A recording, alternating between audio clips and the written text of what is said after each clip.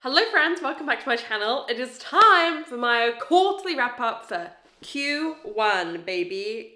Q1. Today we're going to be wrapping up all the reading I did in January, February and March. The way that I structure my quarterly wrap ups is we do all my reading statistics and then we go through my worst and best reads of the quarter. Shall we just get into it, starting with my reading statistics.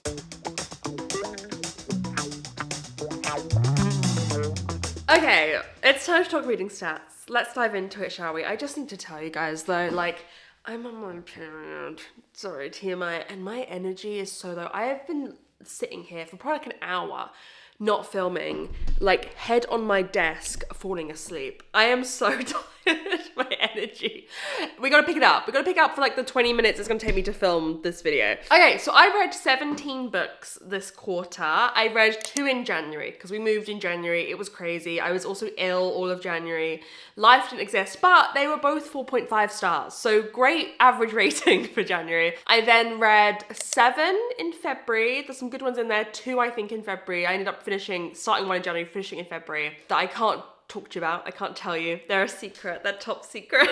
And then I read 8 books in March, which was kind of like 2 main videos. The Goodreads Choice Awards winners and your best books of 2025 were the books I read in March. I read 6,808 pages. That averages out to 75 pages a day, which is like not awful considering that I barely read in January, and 400 pages per book. So listen, I didn't read a ton of books, but the books I read were longer, much longer than usual. Usually I think my average pages per book is kind of around the low 300s, like 320 mark. So definitely a lot longer in terms of the books I read this month. My average rating, are you ready for this? My average rating, 3.9. 3.9! This is a reason to celebrate. Can you believe it? I can't believe it either.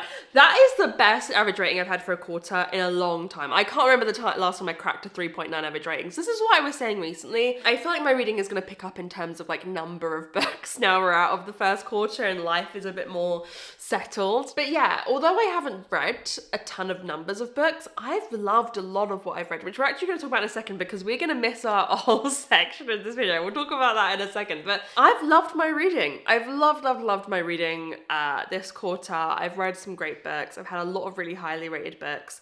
I've had a lot of fun reading. So 3.9, what a...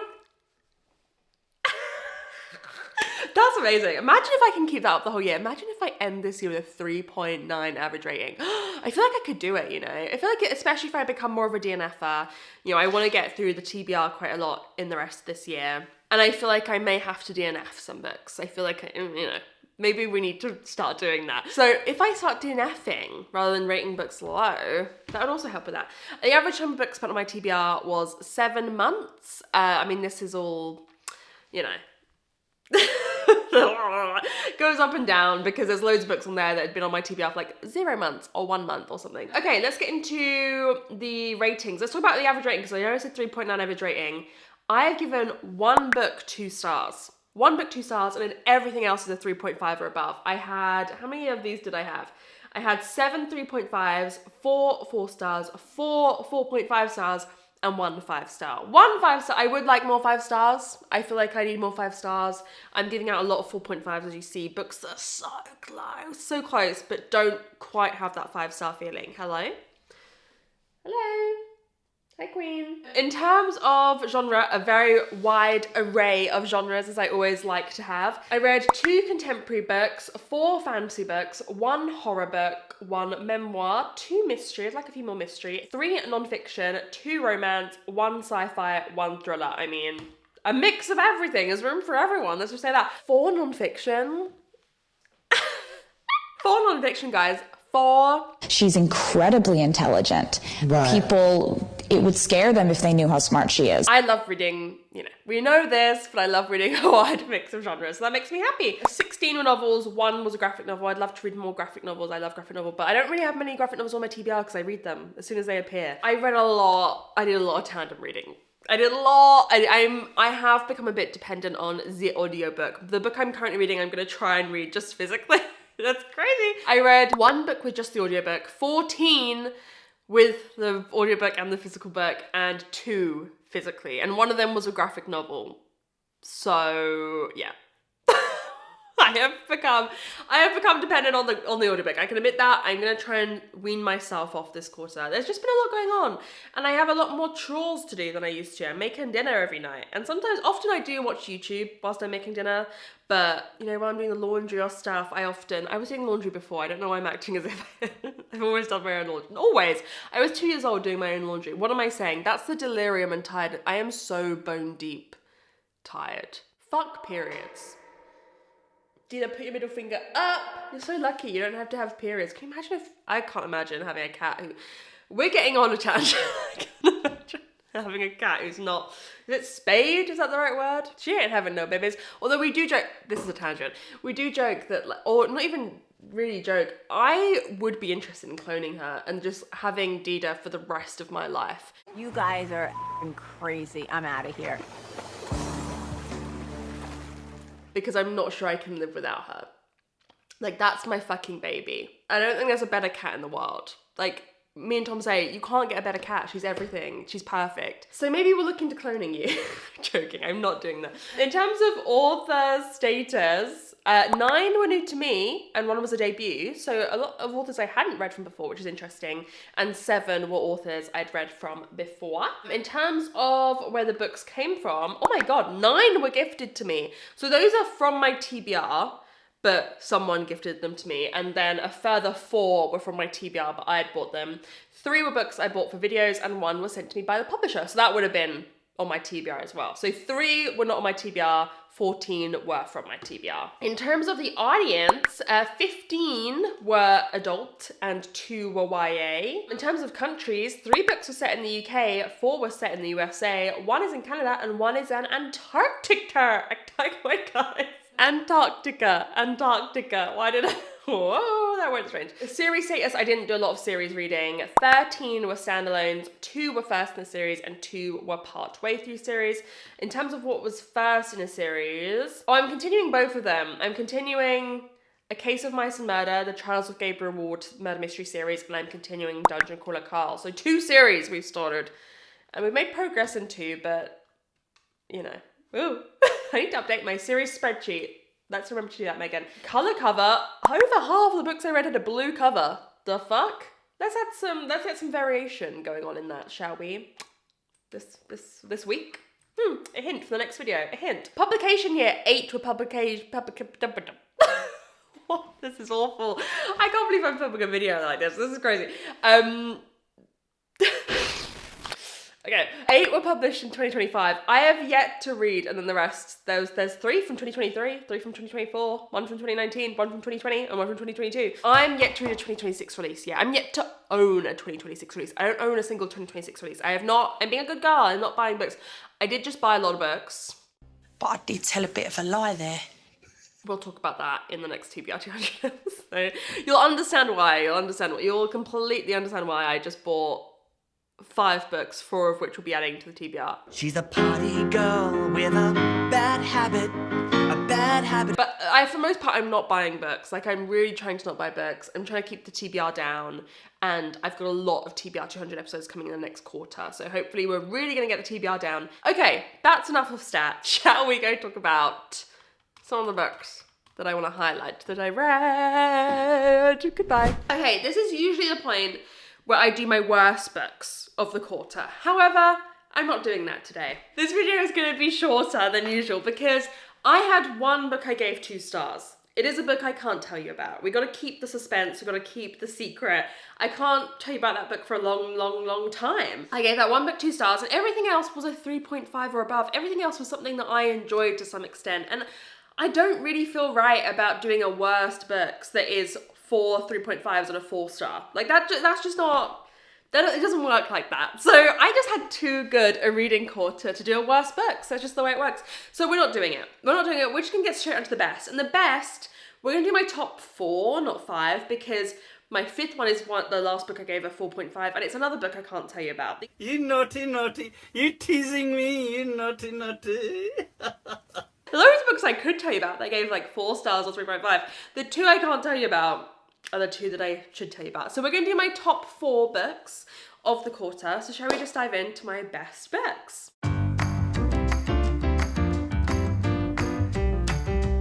Okie Okie dokie. Number 4 on my list of best books of the quarter is The Beast of Littleton Woods by T.E. Kinsey. I'm up to date. I'm up to date with the Lady Hardcastle series. It's really emotional for me. I don't want to talk about it. It's very sad. Yeah, hard to talk about. It really is incredible. It's emotional. This was my first book of the year. It was the perfect book for my first book of the year because I moved in like the first week of the year. And so it was just the perfect thing. It was a perfect thing. Lady Hardcastle and Flo. I don't know what number this is.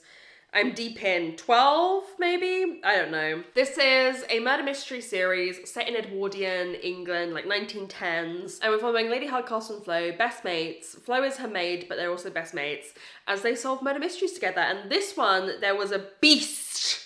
Beast, how dare you? There was a beast in Littleton Costerall tearing people apart, babes. And they have to figure out, like, is this a person reenacting beastly murders, or is it something else going on? And it was just a great time. Listen, we don't need to spend too long on this because I am number 12 in this series. No one's picking this book up on my recommendation, but you will pick up Lady Hardcastle at some point. If you're a regular viewer of my channel, just know it's in your destiny to read Lady Hardcastle at some point. Everyone who's read it gives me nothing but rave reviews because it is the best. It's the best cozy mystery series you're ever going to read in your life. It's the best. T.E. Kinsey put some shit in this.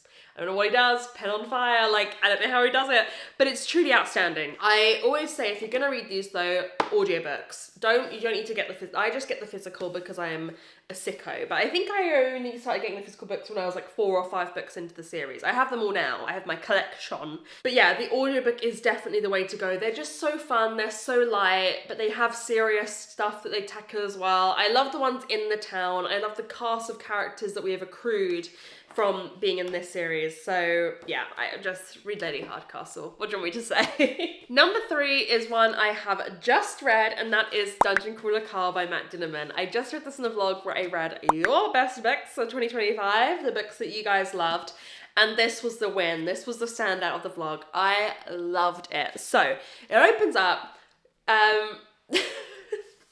just come with me quickly. Princess Donut, who is, what's her name? Carl, dear God.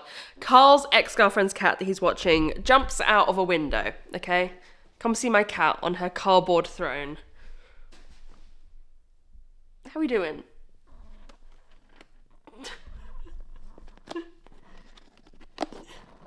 Yes. Oh, she's awoken because she's seen me. Do you know how perfect you are? Oh, she wants the belly. Okay. Sorry, guys. I know I'm just going to have to stand here for a little while. Oh, my God. Oh, my God, dude. This is my Princess Donut. Sorry, I'm kind of trapped now. Dude, I gotta go, baby. Oh, no, don't show off your naughty side. Don't show off your naughty, rambunctious side. Okay, we're going. Yeah, the reason I love Princess Donut so much is because she is Dita. They're slightly different breeds, but it's Dita, babes. It's Dita. Anyways, yeah, Prince Donut jumps out the window. He's like, oh my God, it's freezing outside. I need to go get her. He jumps out in like his boxers, and then everything in the world gets sucked down into the core of the earth. He witnesses his old neighbor get killed in front of him. And thus begins the dungeon that he has to go into, where anyone who was not inside on Earth is still alive. Anyone who was inside at the time sleeping is dead, babe. They're dead. And yeah, he has to fight to survive on this dungeon reality TV show, and it is so fun. It is so fun. It's very like video game coded. So like he gets loot boxes, and there's bosses he has to defeat, and there's this like, I said in the vlog, oh, the audiobook's great because there's different voices for like the announcer or whatever. I know the same guy did the whole audiobook. I didn't say there's different narrators, but there's different voices. He puts on different voice effects for different like characters, or like, you've got this, or welcome to this boss, or whatever, you know? It's a voice. That's what I meant. This is so fun. And obviously this series is like 8 books now. I can't wait to get more into it. It is just a romp of a time, babe. It's a romp of a time. I love Donut. I love crawlers. And like, I enjoy the slightly different story structure in this. It doesn't follow like beginning, middle, end. There's kind of like lots of beginning and middle ends across the whole series. And there's going to be parts of storylines and across the whole series. Oh, it's so good. I fear I'm not making any sense. I fear I'm trying my best here, guys. So fun. I think I'm gonna like be giving the whole series 10s across the board eventually. Like, it was a great time, and I really, really enjoyed my time reading it. Number 2, my second favorite book of the quarter is Sword of Kaigen by M.L. Wang. Oh, home run, babe, home run. This is a truly outstanding book, and it's a book that I kind of don't think you should know too much going into it. We're on this kind of village on a mountainside. We meet a family, right? We meet the Matsuda family, and particularly their eldest son, but also the mother. And we're following both of them. It's just like a fighting family, like you're brought up in the society. They are the sword of Kaigen, this village. So Kaigen is the empire, and they are the sword of it. So they are seen as like expert fighters in this village. I think that's all you really need to know. This is an outstanding fantasy standalone. It is a journey. It's a very emotional journey. You'll probably cry. It's so detailed. We're following, like I say, mainly the mother and son in this family, but a lot of other characters as well. There's a lot of characters we follow in this book, and they all feel very compelling to me. They all feel well-rounded. They all feel like they have a very satisfying story arc or character development. And there's this big thing that happens in the middle, right? So in a normal book, this book would end at 400 pages long, right? You have a big thing happen, but then rather than just leaving after that, we have 200 pages of aftermath.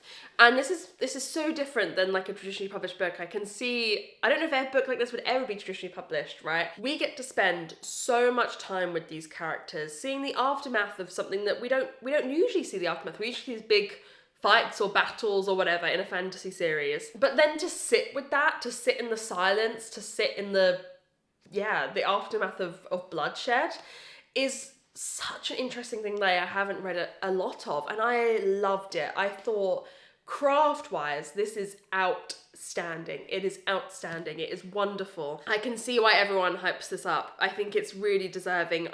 This is one instance where usually I'm like, okay, the authors are not editing enough these days. They need to edit more. This is an instance where if this was traditionally published, so much of this would be edited out, and I'm glad it isn't. I think this book deserves to sit at what? How many pages are we? Just over 600 pages. Nothing is wasted. Everything is there for a reason. She's incredible. She's a beautiful person.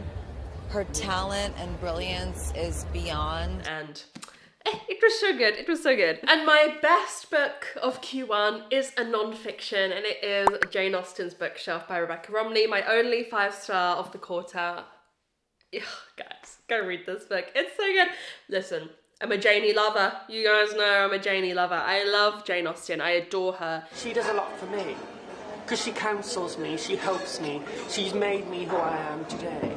She is my best friend. And this book is all about the female authors that Jane Austen would have been reading at the time that she was alive, the authors that would have inspired her, the authors that she references in some of her books. And it's many things, right? This is a story of Rebecca Romney. Where do I start? Okay, her job as a rare book dealer, rare book finder, seller, her journey of finding out which authors Jane Austen would have inspired by. That author going through the synopses and describing what happens in their books, her experience of reading their books, and talking about that author's life, because obviously these women are living at a time when women had a lot less rights, and some of these women were like controlled by their husbands, or like, you know, having to live a really difficult life in order to write or whatever. But some are also just really successful authors, but we learn about their life as well. There's so much going on in this nonfiction, and it all weaves in and out perfectly. It's not like a section on this, a section on this, a section on this.